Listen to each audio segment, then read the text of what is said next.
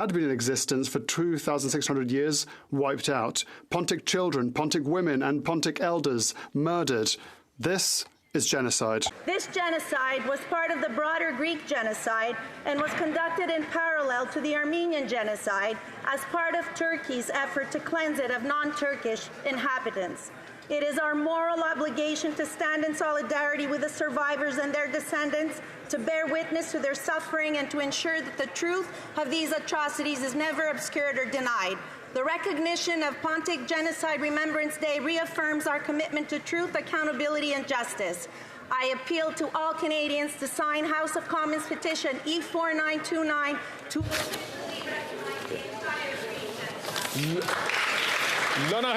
The Honourable Member for Mirabel. Mr. Speaker, the name Luc Sabourin has echoed several times in this chamber. He is synonymous with integrity, courage, and humanity. Luc saw his professional life and health destroyed after choosing to do the right thing, denounce wrongdoing within the federal government. Unfortunately, instead of punishing the guilty parties, the system punished him. Him, like so many others. A disgrace, Mr. Speaker, that should scandalise this House. Over the past year, in support of my Bill C-290, Luc has given powerful testimony in order to better protect whistleblowers. But a few days ago, Luc was presented with the prestigious Peter Bryce Award by the Centre for Free Expression, a distinction that is awarded annually to recognise and honour an individual who has served the common good by denouncing breaches of trust towards the public and the taxpayer. Mr. Speaker, I invite this House to join me in congratulating Luc and honouring whistleblowers. Thank you.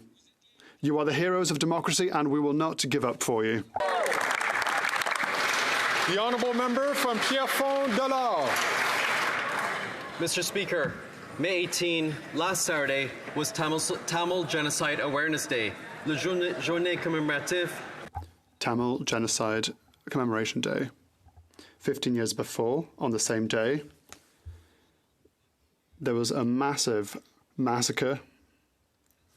Were tragically killed. This despite the fact that the Sri Lankan government declared no-fly zones. Till today, many Tamils remain missing and displaced. In a day and age where 120 armed conflicts are currently ongoing in 35 countries, recognizing the Tamil genocide is absolutely essential. To bring peace and stability, we need justice. It's for this reason that we recognize the Tamil genocide.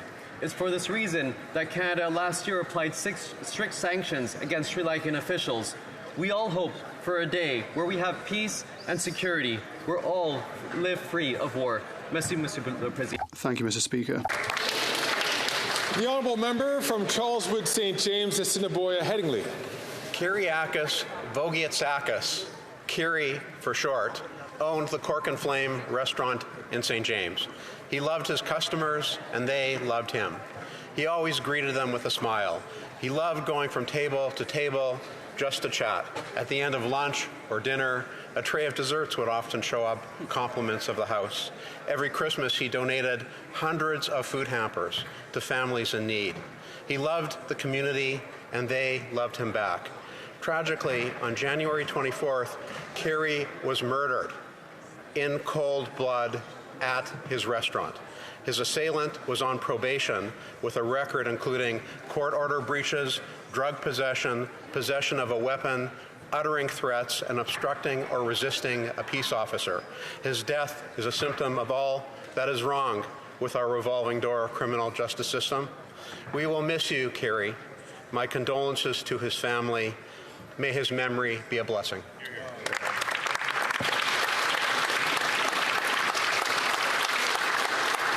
The Honourable Member from West Vancouver, Sunshine Coast, Sea to Sky Country.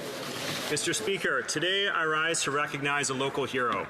On April 10th, Chris Evans was on his way to work in Squamish when he detected smoke in the distance. As he got closer, he saw a house on fire with a car in the driveway. Fearing that meant someone may be inside the house, he knocked on the door. Hearing no response, he quickly jumped into action, breaking down the door to search the home to see if his suspicions were true. He found 9-year-old Armin Constantin sleeping on the second floor. Chris was able to wake up a disoriented Armin and evacuate him out of the burning building. And perhaps it is a coincidence that Chris Evans shares the name with the actor who played the Marvel superhero Captain America, because that day his actions were heroic. Armand almost certainly would have died if not for Chris's selfless bravery. I hope all members of this House will join me in applauding this extraordinary act that gives new meaning to being a good Samaritan. Thank you, Mr. Speaker. The honourable member from Kingston and the Islands. Mr. Speaker, held annually on May 25th, World Africa Day celebrates the continent's diversity, rich heritage, and culture. At the same time, World Africa Day provides an opportunity to reflect on the challenges that many regions in Africa face and how we can help. Harnessing the humanizing power of art to be a catalyst for change, Heather Haynes founded The Art of Courage, creating a platform for storytelling through art to create awareness, educate, and advocate to raise funds to change lives. Heather operates through her art and heart, and today the organization has grown to support over 1,000 people, primarily women and children, in Goma, Democratic Republic of Congo. Today, we welcome Heather Haynes and The Art of Courage to Parliament Hill on display in the Speaker's Gallery from 4 p.m. to 6 p.m. I encourage all members to stop by and learn of the incredible work Heather and her colleagues have been participating in for over 15 years. Hear, hear. The honourable member from Thornhill. The application by the ICC chief prosecutor to elect Israel's democratically elected leaders for protecting their country from terrorism, simply put, is outrageous. The false equivalency drawn between the elected leaders of a democracy and the dictatorial, genocidal Hamas terrorists should be a wake-up call to all Western countries as a willful distortion of history. Conservatives unequivocally reject it. What is even more appalling is that the Prime Minister opted against taking a clear stance in rejecting it. By playing both sides, the Prime Minister is allowing terrorism to win and enabling the violence that is rampant in our streets and the chaos that is happening on our campuses. The arrest warrant is based on a falsehood that is trying to invert history, and the Prime Minister should for once, just once, take a clear position. He should have the courage to denounce the warrant and state unequivocally what side Canada is on. I know that he can't do it, and now everyone else does too. That's right.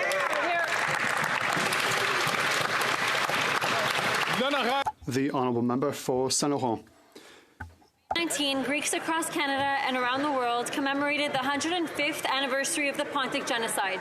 The Pontic Genocide, which was part of the Greek Genocide, was a deliberate and systematic destruction of the indigenous Greek community in the Pontus region and was the result of an Ottoman government-issued decree that led to the systematic annihilation and brutal extermination of over 353 Pontic Greek men, women, and children between 1914 and 1923. I would like to thank the Pontian Association of Montreal, the Hellenic Canadian Congress, the Hellenic Congress of Quebec, and all other associations who have been working hard to ensure that we never forget. I'd like to thank the Canadian Hellenic Congress for initiating the petition to have the Greek genocide officially recognized by the Government of Canada, and I encourage all Greek Canadians to sign it to have your voices heard. Today I rise in the House to pay tribute to the victims, survivors, and families of the Pontian Genocide. Que leur mémoire soit May their memories be eternal. Aeonia imnimitus. The honourable member from Kenora. After 9 years of this NDP Liberal government, Canadians are having to cancel their summer vacation as the price of a simple road trip is now unaffordable. Mr. Speaker, this government's inflationary deficits and high tax agenda have driven up fuel costs nearly 50%. And now they are planning to quadruple the carbon tax and make everything even more expensive. But common sense Conservatives are calling for this government to give Canadians a break. Mr. Speaker, we are calling on the government to axe the carbon tax, the federal fuel tax, and the GST on gas and diesel until Labor Day. And that would save Ontario families $592 this summer and allow for more people to be able to take a family trip. We already know that the Canadians cannot afford this costly coalition and their carbon tax, and we know that only Conservatives will bring home lower prices for all Canadians by axing the tax for everyone, everywhere, for good.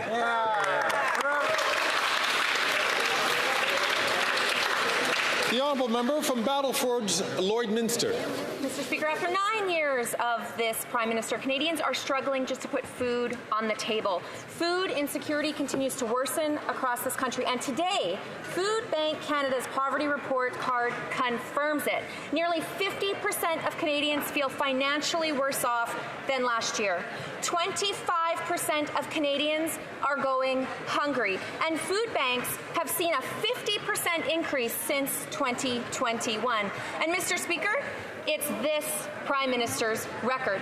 This NDP Liberal government's inflationary spending and taxes are driving up the cost of living, and his plan is just to keep hiking up the carbon tax, making gas, heating and groceries even more expensive. Canadians are desperate, and the Prime Minister is not listening. Mr. Speaker, the Prime Minister is simply not worth the cost. Only common-sense Conservatives will cap the spending, axe the carbon tax, and bring home lower prices for all Canadians.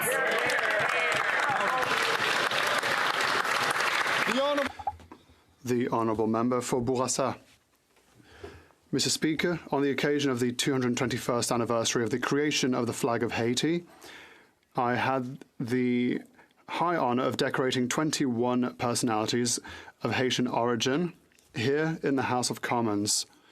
Thank you, Mr. Speaker, for having done us the honour of participating in this ceremony with other dignitaries. And thanks to these people who have exceptionally contributed over the past 60 years to our country, I'd like to list their names.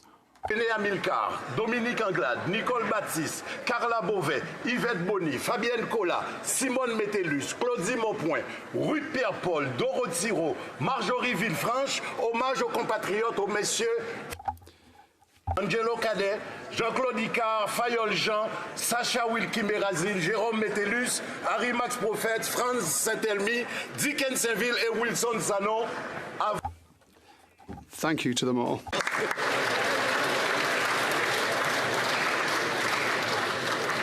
The honourable member from Winnipeg Centre. Thank you, Mr. Speaker. Abortion rights are human rights, but the Liberals continue to deny equal access to that right.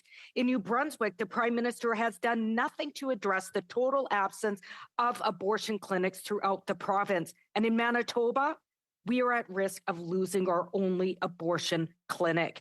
A right is only as good as the ability to access it, but this is merely a dream in many rural and remote areas. Meanwhile, Conservatives, including the Conservative leader, voted in favor of backdoor legislation to threaten abortion rights, while other Conservatives have tabled anti-choice petitions and have spoken at anti-choice rallies. The Abortion Rights Coalition of Canada has listed every Conservative MP as anti-choice after they unanimously supported Bill C-311. When abortion rights are under attack, words are not enough. The government must act to ensure everyone who needs a safe, trauma-informed abortion has access to receive one. Thank you, Mr. Speaker. The Honourable Member from Montcalm. In February of 2023, the Joint Committee recommended through a large majority that people suffering from dementia or Alzheimer's should be able to emit an advance directive for medical assistance in dying, even though 83% of Canadians support this kind of request. The various ministers of health and justice are conspicuous by their lack of political courage and their total lack of understanding of the issue. They are once again waiting for afflicted patients to be forced to bear the burden of winning their case in courts. Today, with the support of the Collège des Médecins du Québec, the Quebec Bar, the Chambre des Notaires du Québec, and a number of associations, we are once again calling upon the government to allow Quebec and any other province that wishes to do so to go ahead with advanced directives. To the people who are suffering and to Ms. de Montigny, we shall not abandon you. Never will we abandon you.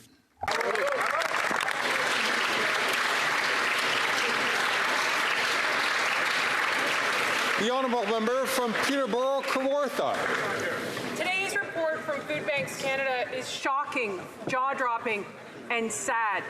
Almost 44% of the population are spending more than 30% of their income on housing. The Liberal NDP government is failing Canadians. When that much of your income is going to housing, if you can even find housing, there is barely anything left for other necessities like food. 2 million people a month are accessing food banks in Canada. 1 in 3 of those visitors are children. Canadians are doing everything that is asked for them. They're going to work. They're paying outrageous taxes, but they still can't get ahead. Why? Because that Prime Minister spends, and then gaslights Canadians, tells them that Canada isn't broken and that everything is great. Canada and Canadians deserve housing and food they can afford. Conservatives will restore that grade from an F to an A, and we will bring it home so that everybody can afford to live. Yeah.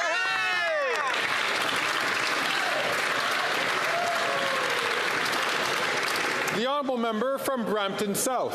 Mr. Speaker, last week I had the honour of attending the high-level meeting on antimicrobial resistance at the United Nations in New York.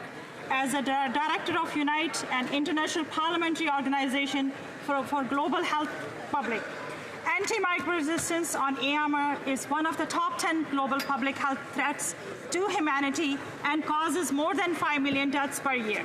Political leadership is essential for raising public awareness. It must work together to combat AMR. This is why the Government of Canada established a PHAC AMR task force and provided an important multi-year funding commitment of over $28 million in 2021. This government recognized the need to continue supporting research efforts in budget 2024 by allocating $1.8 billion to core research grant funding. I encourage everyone to work together for global public health in Canada and around the world. Thank you, Mr. Speaker. Questions orales, oral questions. The Honourable Leader of the Opposition. After 9 years of debt, taxes, and inflation from this Prime Minister and the Bloc, Canadians are hungry, literally. According to the Food Bank Report of Canada, 50% of Canadians say that they are in a worse situation than last year. 1/4 of Canadians have to use food banks for young people. How come the PM is forcing Canadians to feed their obese government when they can't even feed themselves? The Right Honourable Prime Minister, Mr. Speaker, it would be more credible from the Leader of the Opposition if he wasn't opposed to our food school program that will help 400,000 children across the country to eat better with school programs. We are here to invest and to help families, while the Conservatives are only offering cuts and austerity, Mr. Speaker. It's the same thing in terms of our investment in dental care that have allowed almost 100,000 seniors to have access to dental care free of charge. And the Conservatives continue to be opposed to this. We are here to help with affordability. Opposition. Mr. Speaker, his plan for the full school program has provided no meals, 0 meals. It has just created red tape and not helped children. And in terms of austerity is what the 25% of young Canadians that have had to use food banks over the past 3 years are already experiencing. The 50% of Canadians who are worse off than last year are also experiencing this. And the 25% of them that are in food insecurity know what austerity is. It's austerity for Canadians.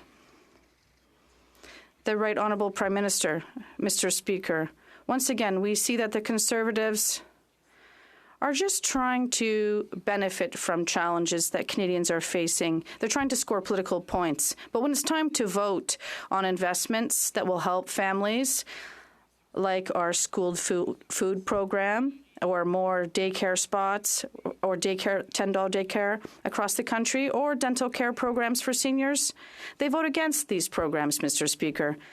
They are proposing government austerity and not investing in Canadians who are in need. We believe in economic growth and investment in families in need. The Honourable Leader of the Opposition. After 9 years of this NDP Liberal Prime Minister's taxes, debt, inflation, and promises, Canadians are hungry. Literally, according to the Food Bank's Canada report, 50% of Canadians say they're worse off than a year ago. 25% are in food insecurity, and a quarter of young adults went to a food bank in 3 months alone this year. Why is it that Canadians who can't feed themselves have to keep feeding his morbidly obese government? The Right Honourable Prime Minister.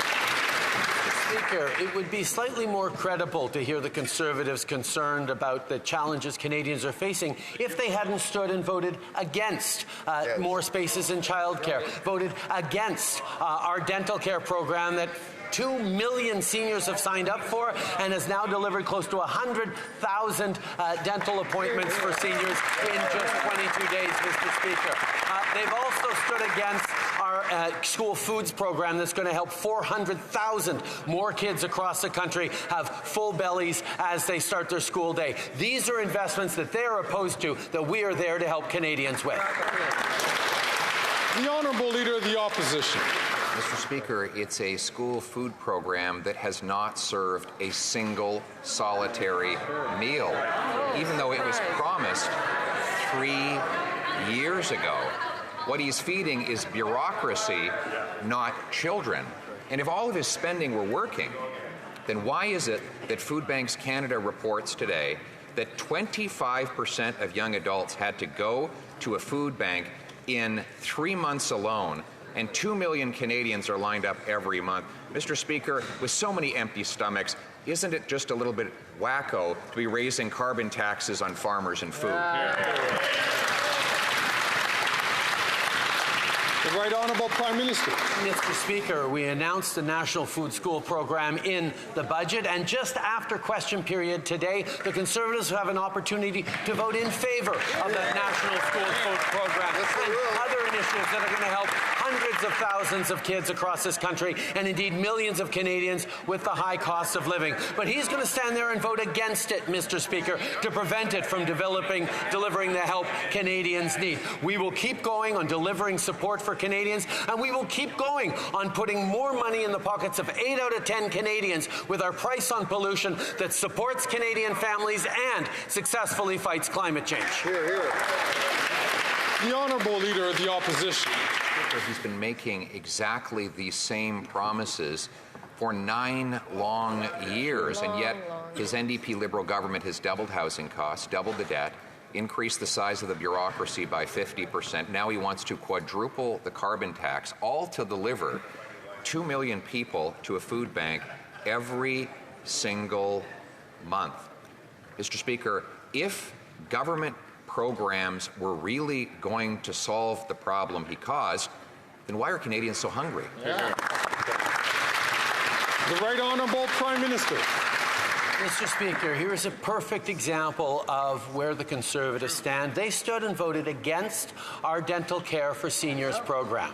As of today, over 2 million seniors have signed up, and in the 22 days since May 1st, close to 100,000 seniors have gotten free dental care. That's in just 22 days on a program that he voted against and that he campaigned against across the country over the past number of months. We will be there to invest in supporting Canadians with a national school food program, with dental care, with more childcare spaces, despite him voting against. Hear, hear.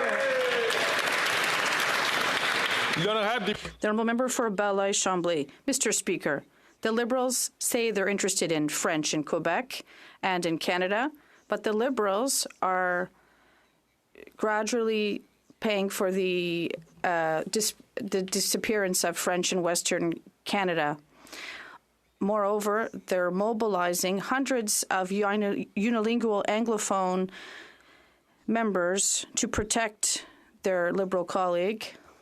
Does the Prime Minister really want Francophones to believe that It's out of love for the French language that they are flooding the Association of French Francophone Parliamentarians. Mr. Speaker, Francophones across our country, including those in Quebec, know full well that the Bloc is not interested in the future of French outside of Quebec. That's why they want to make Quebec their own country to protect French. But we understand that the best way to protect French in Quebec and across Canada is by investing in all communities who speak French across the country to protect French in Quebec. Yes, we're there to do that, but also to continue to stand up to protect Francophone minorities across this country, and we're going to continue to do so. The Honourable Member for Belleuil-Champlain. That's not true, Mr. Speaker, but the best thing that could happen to French in Quebec and in Canada and across the world would be an independent Quebec. However, Mr. Speaker, what did the Prime Minister say during the English debate in 2021 when I was the only one who wanted to talk about Francophones outside of Quebec in English, and I was told I wasn't allowed to talk about French in English at the English debate in his country? The Right Honourable Prime Minister, Mr. Speaker, in that debate, like in all debates and all possible opportunities, I always stand up to defend the French fact in Canada and to defend Francophone communities across this country. I've always done so, and I'm going to continue to do so. Defend linguistic duality and both official languages in this country across this country is what I've done. It's the Liberal Party of Canada, and for our Liberal government, we're going to continue to do so at every opportunity we have. The Honourable Member from Burnaby South. Loblaws isn't content just ripping off Canadians when they buy their groceries. Now they're teaming up with Rogers and Bell. Just gonna, colleagues.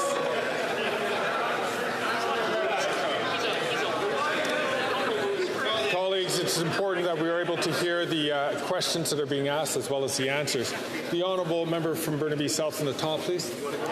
Sure. I know the Conservatives don't like when I take on corporate greed, but Loblaws isn't content just ripping off Canadians when it comes to their groceries. Now Loblaws is teaming up with Rogers and Bell to rip off Canadians with their cell phone prices. We know they're going to limit choices, and limiting choices means higher prices for Canadians. The Prime Minister promised to lower cell phone fees. They're sky high. He promised to lower grocery fees. They're sky high. When will the Prime Minister finally stop greedy CEOs from ripping off Canadians?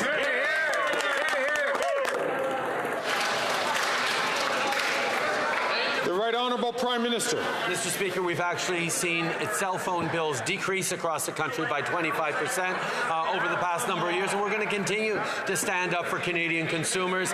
And indeed, I know the Minister is looking into the Competition Act to see if there needs to be referred on a number of things that are come forward. But we're going to continue to stand up for the middle class and people working hard to join it, which is why we raised corporate taxes, why we asked the wealthiest Canadians to pay a little more so we can invest more in younger Canadians, why we're continuing to step up on creating fairness for every generation with this budget, with the investments we're making, and with further investments as well. The Honourable Member for Burnaby South. Power to stop these greedy CEOs, but you do. It's not enough to be ripping people off at the grocery store. Today we've learned that Loblaws is teaming up.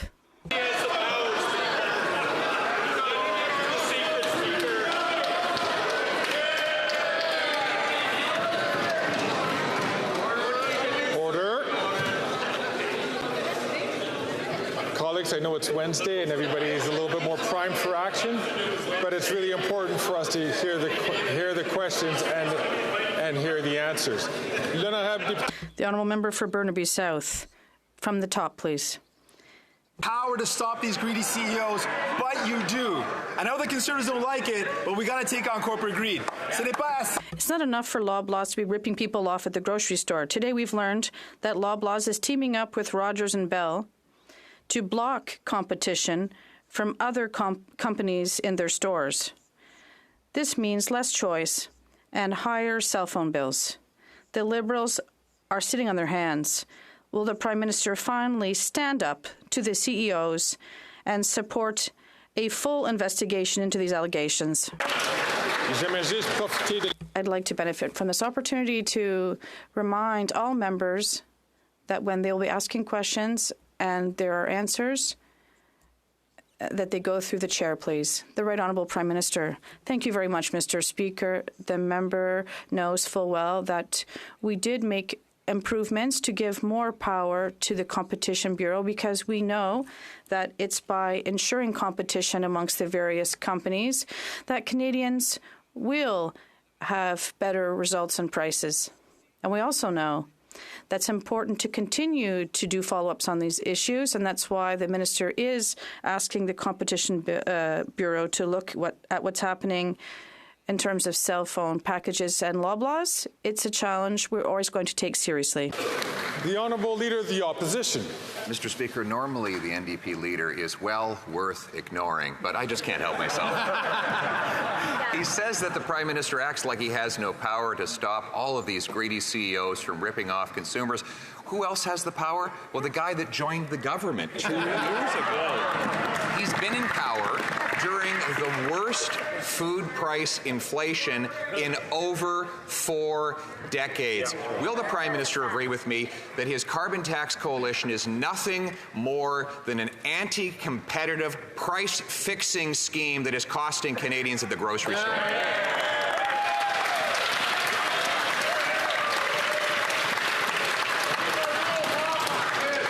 Right Honourable Prime Minister. Once again, Mr. Speaker, we see that the Conservative Party's opposition to the price on pollution is ideological and not concrete, because their opposition to the price on pollution means they don't care about fighting against climate change. Even as wildfires are already raging in different parts of the country, they have no plan to fight against climate change. And they do it in the name of affordability while ignoring that the Parliamentary Budget Officer actually showed that 8 out of 10 Canadian families do better with the money put in their pockets from the Canada Carbon Rebate than it costs them with the price on pollution. The Honourable Leader of the Opposition. Mr. Speaker, the Parliamentary Budget Officer has concluded that 60% of Canadians pay more in carbon tax costs than they get back in the phony rebates. 100% of middle-class Canadians pay more than they get back in the phony rebates. And now the Prime Minister wants to quadruple the tax, all at a time when he's preparing to hand over power to carbon tax Carney. Will the Prime Minister confirm if carbon tax Carney will follow through on his plan to hike the tax to 61 cents a litre? The Right Honourable Prime Minister. Mr. Speaker, the Parliamentary Budget Officer has confirmed that 8 out of 10 Canadian families in jurisdictions where the carbon price federal backstop applies do better off with more money in their pockets through the Canada Carbon Rebate checks that land in their bank accounts 4 times a year. That's money in their pockets that goes to the cost of groceries, the cost of rent, the cost of everything they need to raise their families. That is money in their pockets that the Leader of the Opposition would take away because of its ideological crusade against climate action. The Honourable Leader of the Opposition. Prime Minister's wacko carbon tax obsession is costing Canadians not just at the pump, but it raises the cost of home heating, of groceries, because of course if you tax the farmer who produces the food and the trucker who ships the food, you tax all who buy the food. It's a housing tax because it raises the cost of building materials that go into homes. With the report out today that 25% of young people had to go to a food bank in just 3 months, will he accept the common sense Conservative bill to take the tax off the farmers who produce our food? The Right Honourable Prime Minister. Mr. Speaker, the Leader of the Opposition continues to make that argument even though he knows full well that farm fuels are 95% exempt from the price on pollution right across the country, Mr. Speaker.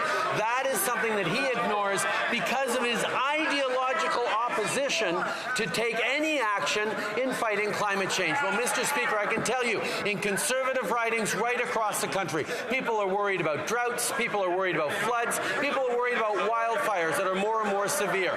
Canadians need a clean plan to fight climate change, which is something he hasn't put forward, while we are fighting climate change and putting money in people's pockets.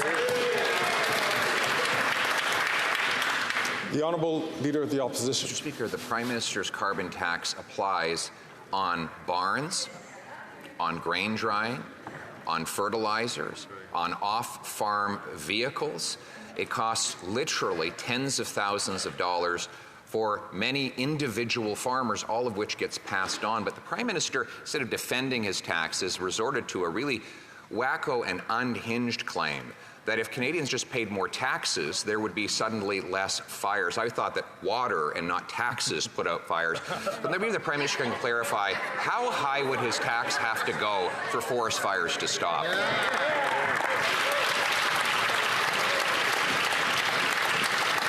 The Right Honourable Prime Minister.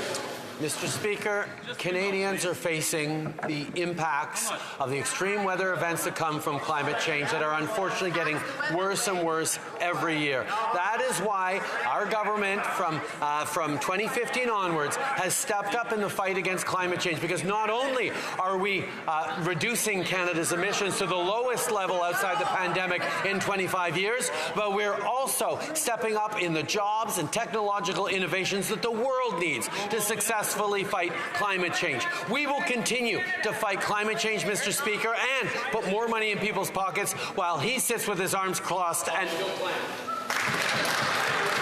The Honourable Leader of the Opposition. He didn't answer my question.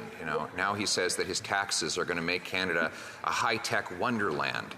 Before, his claim was that it was going to stop forest fires. It's him that made the link, not me. Obviously, I think the link between the two is absolutely ridiculous, because his tax is not an environmental plan. It's a money-collecting plan. It's a plan of government greed. So I'll ask the question again. He wants to hike the tax to 61 cents a litre. If it gets to that high and people are all starving in the streets, will that stop the forest fires? The Right Honourable Prime Minister. Mr. Speaker, in the Leader of the Opposition's desire to make clever rhetorical points, he actually completely ignores the basic facts. The price on pollution is revenue neutral for the federal government. That means the money that comes in for the price on pollution, for the carbon tax, gets returned to the jurisdictions, and is why the Parliamentary Budget Officer found 8 out of 10 Canadian families in jurisdictions where the carbon price applies do better with the Canada carbon rebate that comes in 4 times a year than the price on pollution costs them. That's a plan to fight climate change and put money in people's pockets. The Honourable Leader of the Opposition. Mr. Speaker, I'm sorry to be too clever for the Prime Minister, but he's the one who made the argument that high taxes would stop forest fires, and now he can't tell us how high the tax would go to put all the fires out. He went on now to say that his tax is revenue neutral. Well, you don't have to be too clever to read the government's own published documents, which shows that he has collected $2 billion more in taxes than he's given back in rebates. That's why 100% of middle-class Canadians pay more than they get back. So once again, will he tell those middle-class people how high the tax would have to go for the fires to stop? The Right Honourable Prime Minister. Mr. Speaker, what we just saw is climate denialism at its finest. The fact is, as global emissions rise, as carbon intensity in the atmosphere increases, extreme weather events like wildfires, droughts, and floods will simply become more and more frequent. Now, his plan is to do nothing, Mr. Speaker, and let future generations fend for themselves. Our plan is not only to reduce our emissions, but to create the solutions that the world needs while we lead on fighting climate change, bringing down emissions, and growing the economy.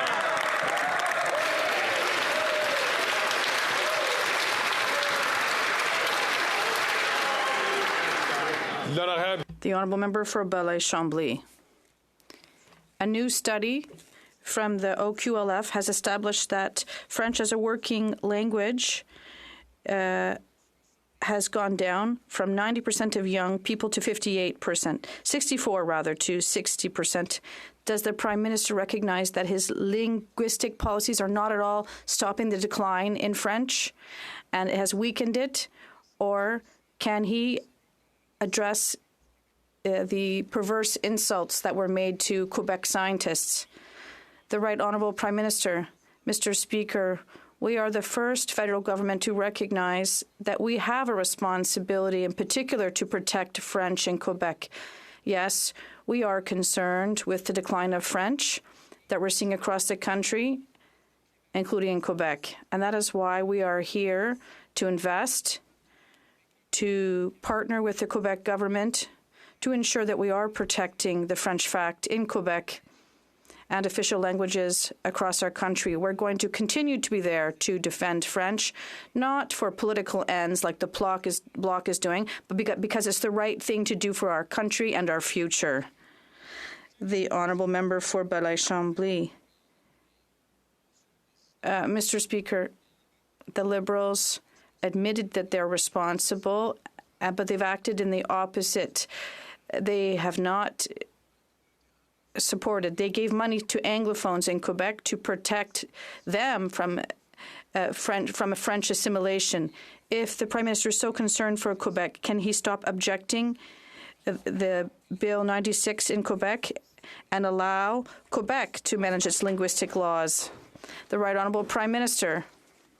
Mr. Speaker, the Official Languages Act protects linguistic minorities across our country, and obviously, well, we want to protect Francophone minorities outside of Quebec, and also we have a responsibility to protect both official languages in a bilingual country and to protect all linguistic minorities, and we're going to continue to do so. But it doesn't prevent us from doing everything we can to protect French. It's not the Anglophone minority in Quebec that is being threatening French in Quebec. We're going to continue to fight to protect French in Quebec, across the province and across Canada. The Honourable Leader of the Opposition. Years, this Prime Minister is not worth the cost of housing, which has doubled. But today, the Parliamentary Budget Officer released a damning report that showed that after the Prime Minister promised he would eliminate chronic homelessness, it's actually gone up 38%, and the number of people living in unsheltered locations is up 88%. This after he spent $500 million on homelessness programs. So if it costs $500 million for him to drive up homelessness, how much would it cost to drive it down? Wow. The Right Honourable Prime Minister. Mr. Speaker, whether it's the pandemic, whether it was global inflation, whether it was international economic situations, we've seen more and more Canadians suffering, including from the opioid and toxic drug epidemic that the Leader of the Opposition continues to attack and vilify. The reality is, Mr. Speaker, we've invested billions in countering homelessness, and we're going to continue to invest in eliminating encampments and supporting Canadians and communities, in vulnerable communities across the country. The Leader of the Opposition solution is to do less to fight homelessness, to invest less in vulnerable people. That's what he's doing when he votes against our current budget. The Honourable Leader of the Opposition. Again, he brags about his billions in spending, Mr. Speaker. People can't live in billions. They live in homes, and his billions build bureaucracies that block those homes. In 2015, there were 284 homeless people in Halifax. Now, there's 1,211. Wow. There are over 30 homeless encampments in Halifax alone. 10 years ago, there were 3,000 Quebecers who were homeless. Now it's 10,000. Why is it that the more he spends, the worse things get? The Right Honourable Prime Minister. Mr. Speaker, this government has chosen to invest to support Canadians through difficult times. We saw it through the pandemic, where we stepped up to put money in Canadians' pockets, money in community organizations, money in businesses and restaurants, in mom-and-pop shops right across the country, and we came out of it stronger economically. We restored full employment faster than the United States. We know that investing when people need supports is the right way to build for the future. Confident countries invest in themselves. What the Leader of the Opposition is proposing is austerity and cuts to programs at exactly the time that Canadians need them. The Honourable Leader of the Opposition. Canadians are already living through austerity, according to a PBO report. It has shown that since the Prime Minister promised to eliminate homelessness, it has increased by 38%. The number of homeless people in Quebec has risen from 3,000 to 10,000, Mr. Speaker. Yes, true, he's spending more money, that he's making everything more expensive. But when will he recognize that big government in Ottawa will never end homelessness? The Right Honourable Prime Minister, Mr. Speaker, no one in this country thinks that a Conservative government that will cut and offer austerity will help fight homelessness in our country. That's not how things work. It takes investment in housing that is affordable. It takes investment in programs to support people who are homeless. It takes investment in programs based on compassion and data to fight drug issues. This is the investment that is necessary. But he's just proposing cuts and austerity while Canadians are suffering. But we are here to invest in vulnerable communities. The Honourable Leader of the Opposition. Devastating reports in one day demonstrate the NDP Liberal Prime Minister is not worth the cost. First, we had Food Banks Canada and the Salvation Army that say record numbers are forced to go to food banks, that over half of people are worse off than they were a year ago. And now the PBO says there is more homelessness. There's more homelessness and hunger. He's got three explanations. One, he can blame the rest of the world for his mistakes.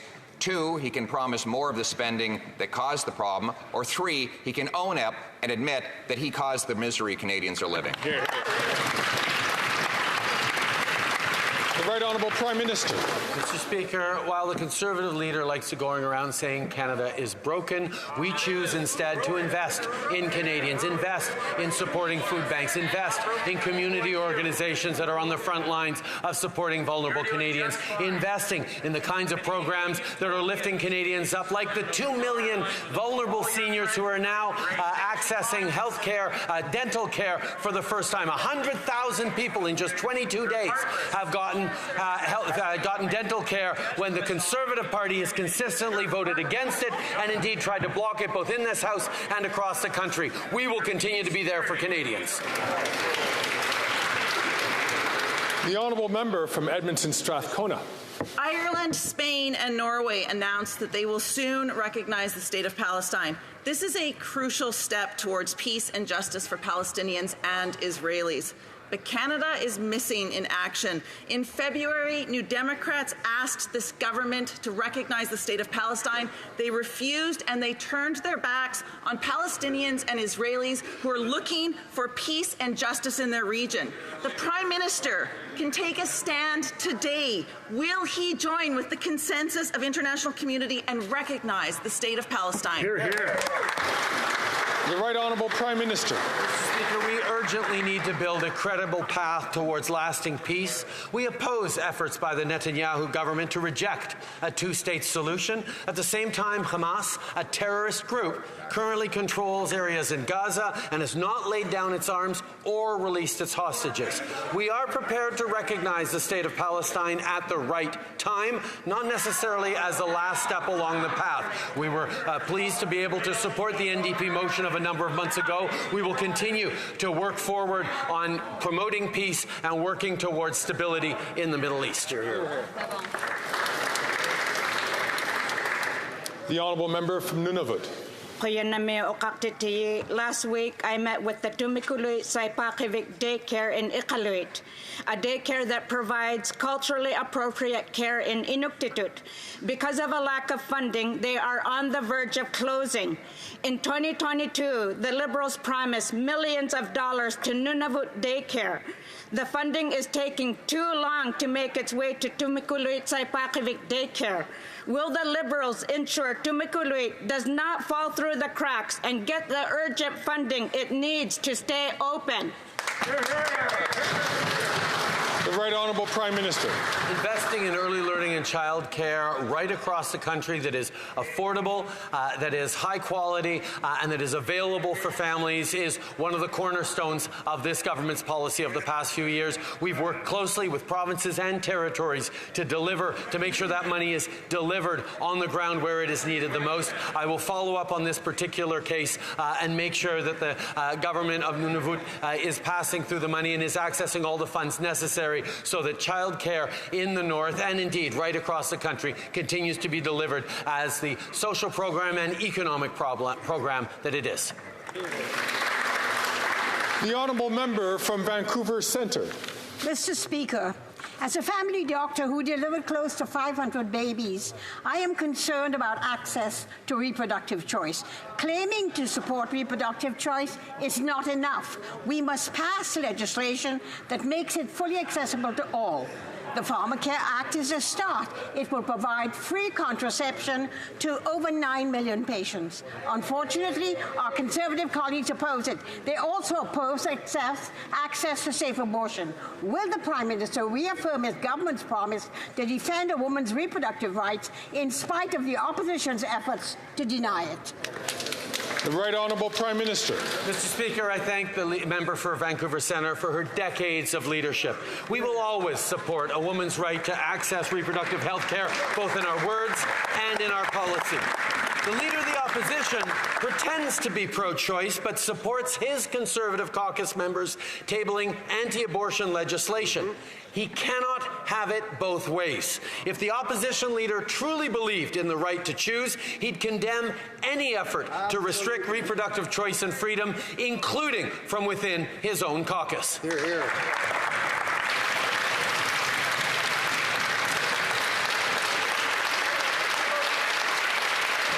Order. The Honourable Leader of the Opposition. After 9 years of this Prime Minister, the cost of housing has doubled because of his inflationist spending and the bureaucracy that he's funding, which is preventing construction. In Le Soleil today, we learned that those who have not yet found a home for the coming year are panicking. And there's a major risk that many people will be forced to camp this summer because they can't find a home. Is this Prime Minister's plan, after doubling the cost of housing, to provide tents to people who are going to have to go camping because they can't find a home? The Right Honourable Prime Minister. Well, I'm happy to be able to talk about our plan, which assures fairness for every generation. Our housing plan will build 3.87 million new housing units across the country by cutting bureaucracy, by changing zoning, and by lowering construction costs, and by using public land. We are going to bring back the dream of access to a home for young Canadians by helping them save money tax-free, and by allowing renters to use their history when asking for a mortgage. The Honourable Leader of the Opposition. The inflation that is hurting Canadians is the result of the inflationist and centralizing spending of this Prime Minister. No surprise. What's surprising is that the Bloc voted for $500 billion of that spending. And, you know, this isn't the money that's already in the main estimates. This is money that's doubling fees for consultants, for example, including money for a RiveScam. Does the Bloc Liberal government realize that more money for the federal government means less money for Quebecers? The Right Honourable Prime Minister. Once again, Mr. Speaker, we see the Conservative leader completely ignoring facts and data in all of the rhetorical arguments that he's putting forward. The reality, Mr. Speaker, is that the inflation, which has hit the entire planet, hurt Canada less than many other countries, and now over the last 4 months, inflation has gone down because of the investments and because of the sound, responsible financial management of our government. We will continue to be there to invest in Canadians while lowering inflation. That's what he doesn't understand. The Honourable Leader of the Opposition. Well, Mr. Speaker, inflation in housing is worse in Canada than in any other G7 country. It's the second worst of the 40 OECD countries. But the question was about inflationary spending and centralizing spending that the Bloc continues to vote for. The Bloc Québécois has become a socialist party that wants to increase the size of the government. But they're focused on the federal government. So that means a bigger federal state and less autonomy and money for Quebecers. And why is it only the Conservatives who are defending Quebecers? Premier Minister. The Right Honourable Prime Minister. Now, Mr. Speaker, we all remember what these Conservatives do when it comes to Quebec. We saw the cuts to social health services and healthcare. We saw the cuts in the health transfer. We saw the cuts to arts and culture, Mr. Speaker. The Conservatives are standing up today to attack the Bloc Québécois for not properly defending Quebec. Well, that's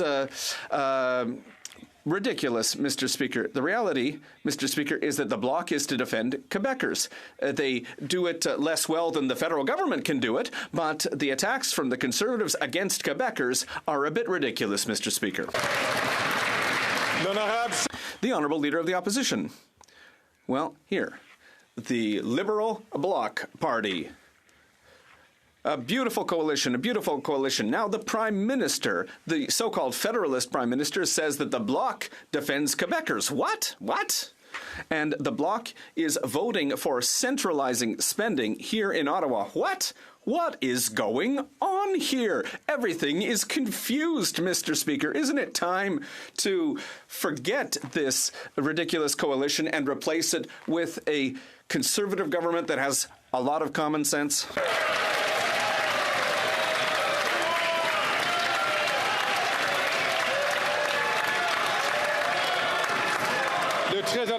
The Right Honourable Prime Minister. Mr. Speaker, apparently, unlike the leader of the Conservatives, I believe fundamentally that every member in this House is there to defend the interests of the people who elected them. That is our individual responsibility and collective responsibility. And every person here in this House is doing that. Yes, people know very well that I disagree with the ultimate goal of the Bloc Québécois. But at the same time, we can certainly find moments where we can work together with respect to protect the French language, to create economic growth in Quebec. We are there to work together, not to play political games and to just attack everyone. That's what the Conservatives are here to do.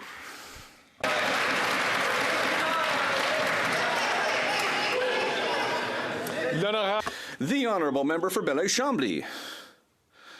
Mr. Speaker, in the western St. Lawrence Gulf, there's only one fishery that's open. That's crustaceans, crab, and lobsters. All the other fisheries are closed or in crisis. However, the member for Gaspésie and the Minister of Fisheries is closing all kinds of fishery areas throughout the region. What is the Prime Minister saying to fishers who have to go back home to port and who are seeing another fishing season disappear in front of their eyes? The Right Honourable Prime Minister. Well, Mr. Speaker, we understand the distress and the challenges that fishers are facing in eastern Canada. We're seeing a very difficult moment because of climate change, because of changing and diminishing maritime populations. We are going to be there to support the fishers, but part of being there to support them is also protecting our international markets and filling out our scientific responsibilities and in respecting international law. We are going to be there to help the fishers, and we are also going to be there to protect endangered species and our trade agreements in the future. The Honourable Member for Belleuil-Chambly. Well, I'll give him another chance, Mr. Speaker.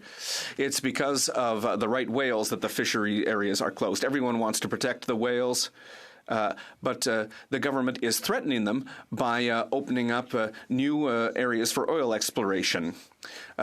Fishers scientists, the Bloc Québécois, have proposed some ideas. The department's not listening, the minister isn't listening, and the fishing sector is facing an unprecedented crisis. Does the Prime Minister believe that fishers should respect the minister? Does he have trust in the minister? The Right Honourable Prime Minister. Mr. Speaker, we are working closely with industry, with scientists, and with our international partners to manage a very, very difficult situation. We understand the extent to which this is a difficult situation for fishers, and we are going to continue to be there for them. And we are going to make sure that the decisions that we're taking are going to respect the interest of the industry and also the environment, obviously, and will protect endangered species. It's a very complex issue, Mr. Speaker, but we're going to be there not with simplistic solutions, but with the necessary support to ensure the long-term success of our resource. The Honourable Leader of the Opposition. After 9 years of this Prime Minister and the Bloc Québécois, Canadians are exhausted. They don't have any money left in their pockets, and many are hungry. They need vacations, but it's too expensive. The Prime Minister has doubled the national debt. That has increased the price of everything. Interest rates have gone up as well. So that's why the Conservatives, the common sense Conservatives, are proposing a vacation on gas and diesel taxes to allow Quebecers to have a break. Will the Prime Minister have the common sense to accept this great idea? The Right Honourable Prime Minister. Mr. Speaker, Quebecers know too well what happens when the Conservatives bring in austerity measures when it comes to affordability and the cost of living. That's why we will continue to invest in families. We will continue to be there to help seniors. We will continue to be there to help children with a school food program. We are going to be there to create more daycare spaces. All of these are proposals that the Conservatives have voted against. They will cut in social programs, cut social services, cut help for families, because of their ideology of austerity. We'll be there for Quebecers and Canadians. The Honourable Leader of the Opposition. The NDP Liberal Prime Minister has implemented a wacko and radical drug decriminalization and handout program. He's literally handed out tax-funded opioids. The result has been tragic, a nearly tripling in the number of overdose deaths. And where the policy has been most deeply implemented, in BC, a 300% increase in overdose deaths. Prime Minister did a last-minute reversal on decriminalization in that province, only to vote back in favor of decriminalization yesterday. Isn't it his plan to decriminalize across Canada if he's re-elected? The Right Honourable Prime Minister.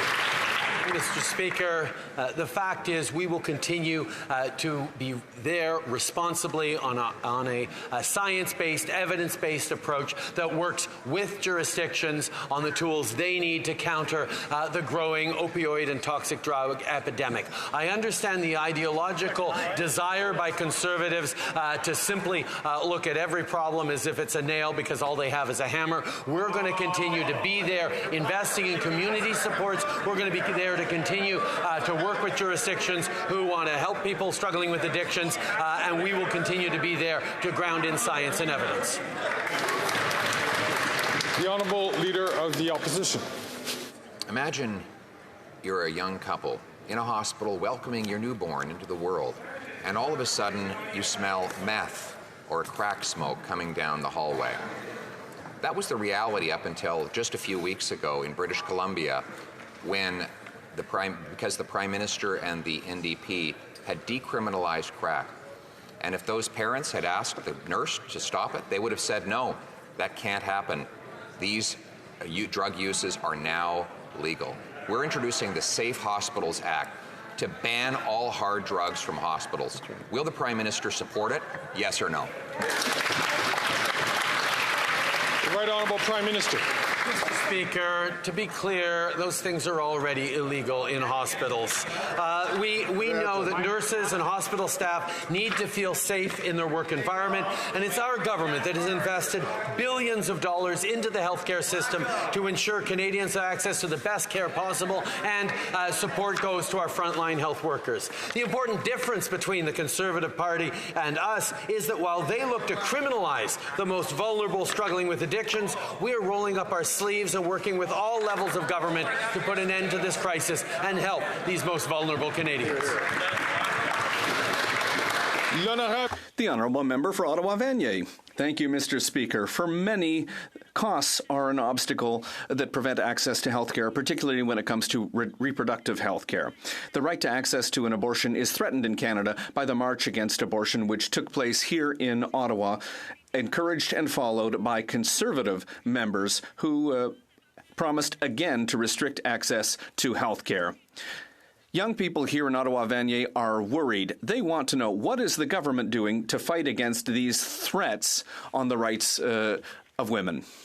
The Right Honourable Prime Minister, I'd like to thank the member for Ottawa-Vanier for her very hard work and her leadership.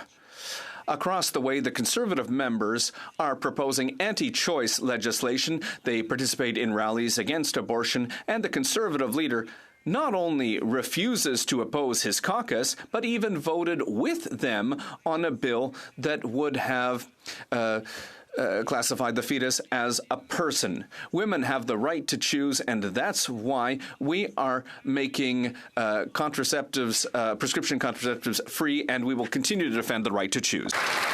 The Honourable Leader of the Opposition.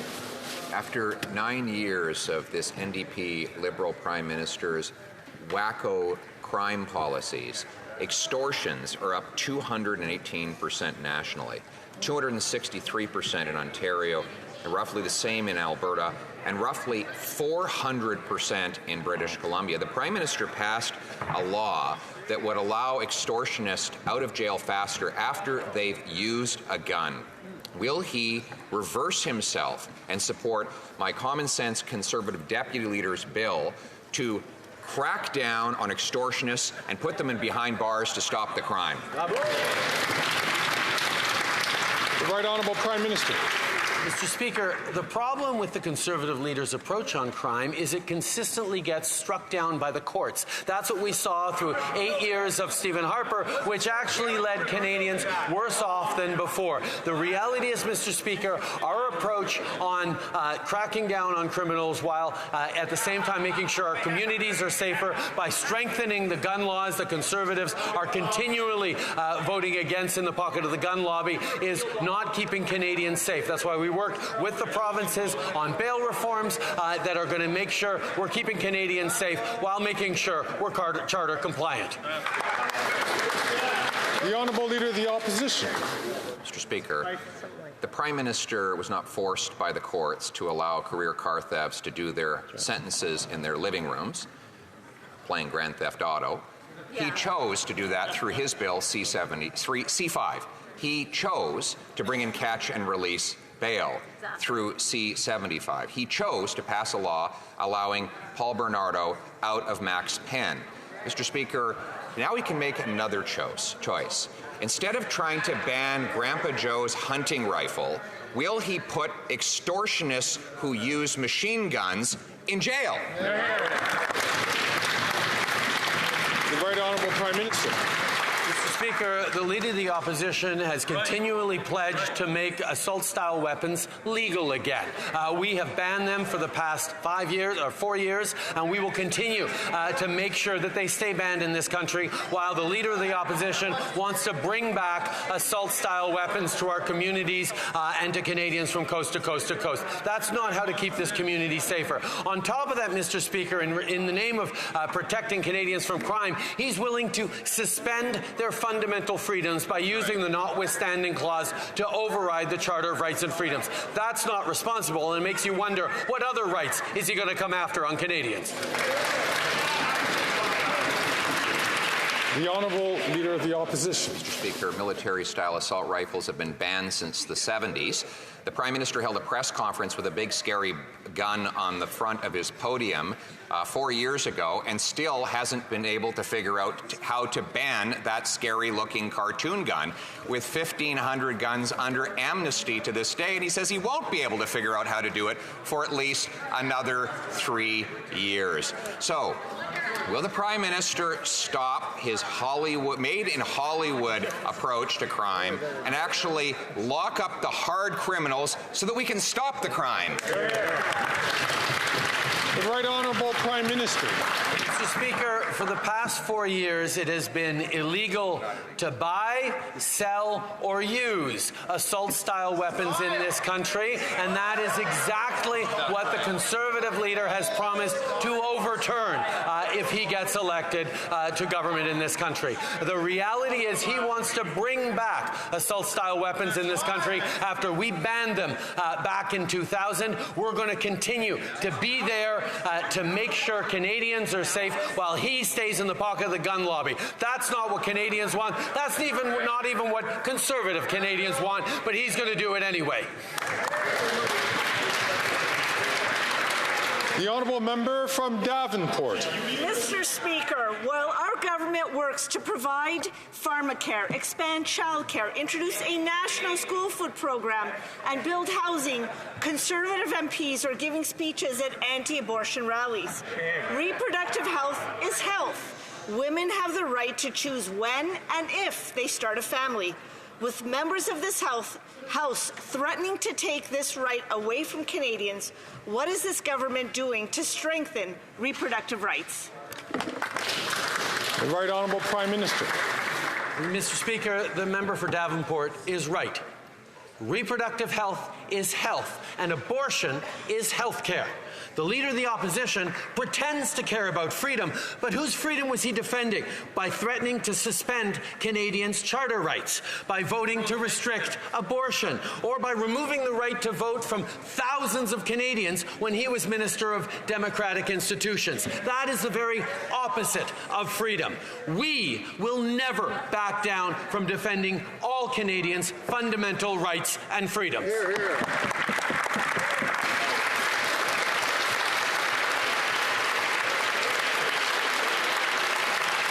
The Honourable Member from Windsor West. 2 years after the illegal border blockade at Ambassador Bridge, the Liberals are stiffing the City of Windsor by not paying back the city for costs for handling this mess. Canadians are used to being ripped off by big grocery stores and big telecoms, but now they can add the Liberals to that list. And where were the Conservatives while this happened? On the sidelines, cheering on this harm. Mr. Speaker, the Prime Minister asked Windsor to protect our country, so why is he rewarding this attack on the economy, public safety, and frontline workers by not paying Windsorites back the money that they're owed? Hear, hear.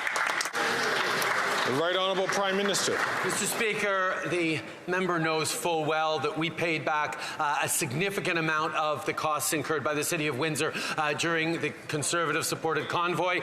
There is a matter of a dispute around whether those legal fees were to be covered by the federal government. And I know the Minister of Public Safety is meeting with the Mayor of Windsor tomorrow, and I'm sure that'll be on the discussion. In the meanwhile, we've continued to stand up for Windsor with historic investments in jobs and opportunities for Windsorites that, quite frankly, Conservatives continue to stand against, while we will continue to be there for the people of Windsor. Hear, hear. The Honourable Member from Kitchener Centre.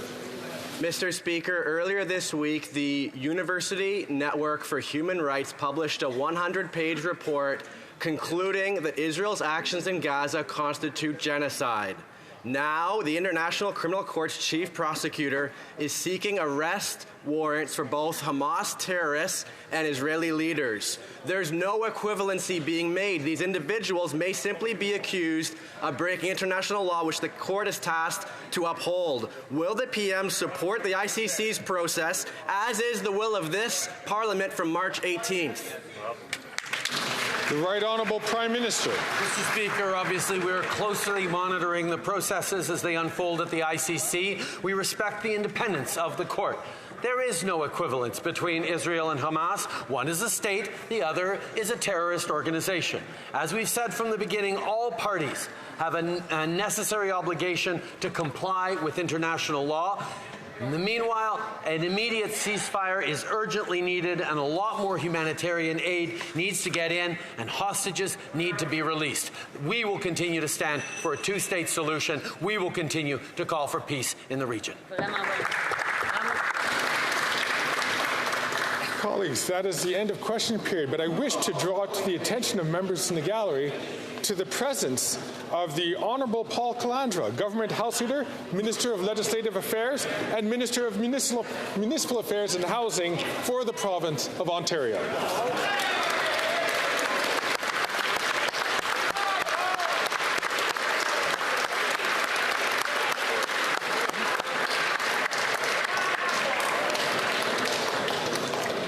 It being 3:20, pursuant to an order made on Tuesday, May 21st, 2024, the House will now proceed to the taking of the deferred recorded division on the amendment of Mr. Allison to the motion at second reading stage of Bill C-69.